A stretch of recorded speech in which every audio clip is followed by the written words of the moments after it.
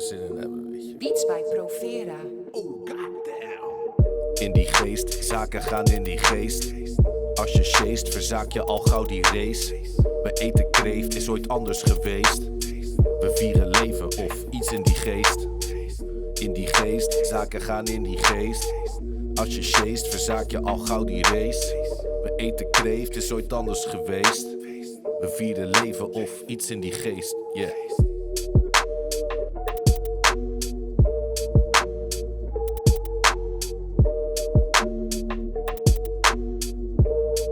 Mijn naam is Alina, ik ben 33, ik woon in Domburg, kom eigenlijk uit Düsseldorf en woon nu sinds 2018 in Domburg.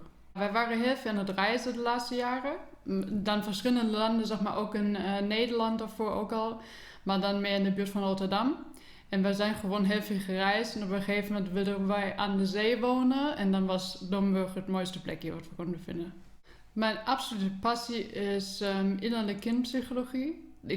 Ik denk dat het niet iedereen kent, maar dat is in principe bewustzijnswerk. Dat is dat je door meditatie, zeg maar, je innere wereld ontdekt en je potentieel ontdekt en dat je door visualisering of meditatie bepaalde dingen kan bereiken.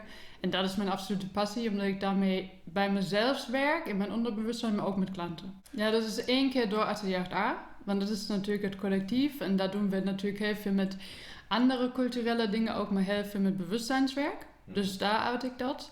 En dat kan dan zijn op de website of de social media channels. En met klanten werk ik gewoon in enkele sessies. In een meditatieve staat. Zeg je dat zo? Ja, Ja toch? ja, dat klopt. Ja. Meditatieve staat. Meditatieve Hoe zeg je dat op staat. het Duits? In einem meditativen Zustand.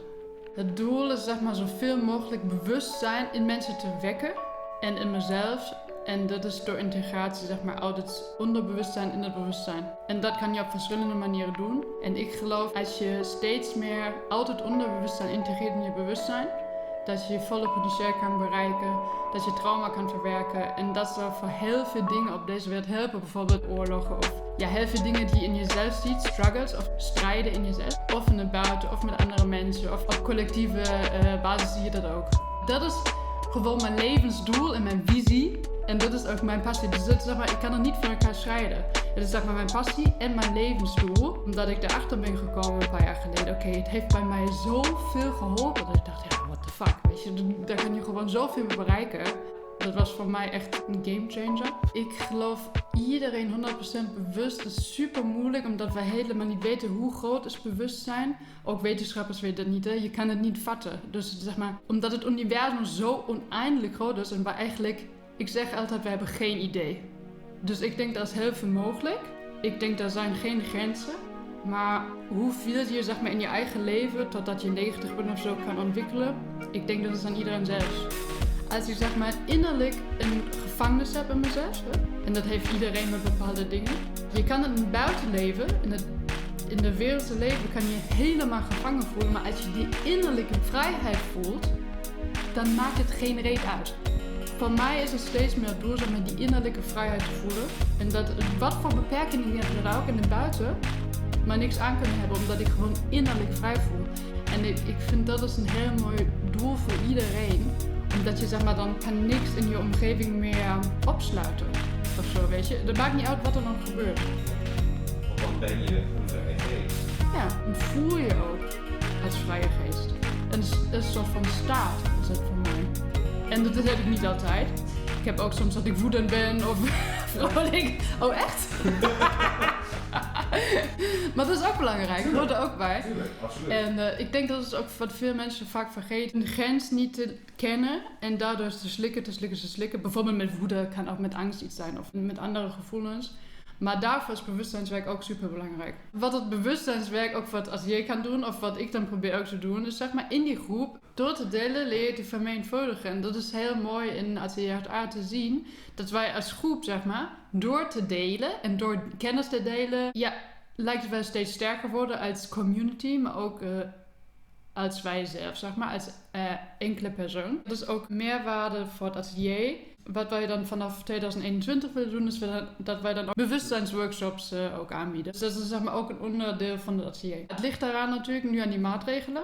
Dus het is of online wordt het, online workshops, of bij ons thuis of in het atelier. Het ligt ook daaraan hoeveel mensen bij elkaar kunnen komen. Op dit moment volgens mij alleen maar 2. Dus ja, dat ligt daar een beetje aan. Wij hebben al wat workshops gedaan, zeg maar, op dit gebied. En dan met leden uit het collectief, natuurlijk allemaal corona-proof.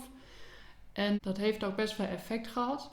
Op een positieve manier, maar ook dat bij de deelnemers dan ook best wel veel emotie naar boven kwam. Maar dat is ook precies de bedoeling. Omdat er nu natuurlijk nieuwe regels zijn, moeten we ook aanpassen. Maar wij zijn super creatief, dus daarom is het geen probleem. En nu doen we gewoon heel veel online. Dus de komende expo is dan ook helemaal online. Het is ook weer een nieuwe uitdaging, omdat je dan ook weer creatief bent en gewoon weer nieuwe ideeën hebt. Net zoals deze interviews nu.